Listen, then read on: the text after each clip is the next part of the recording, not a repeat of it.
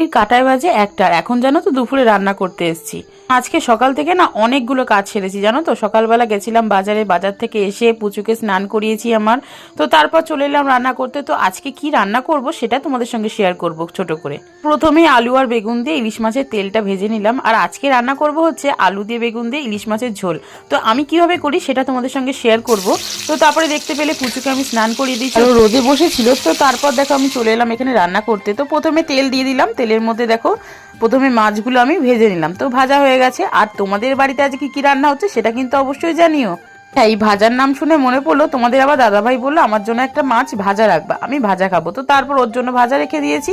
তো এখানে দেখো আমি কিভাবে আলু বেগুন দিয়ে পাতলা ঝোল করব। প্রথমে তেল দিয়ে দিয়েছি, তেলের মধ্যে দিয়ে দিলাম কাঁচা লঙ্কা আর কালো জিরে ফোড়ন। তারপরে দেখো আলু আর বেগুনটা দিয়ে হালকা করে নুন আর হলুদ দিয়ে না কিছুক্ষণ ভেজে নিয়েছিলাম।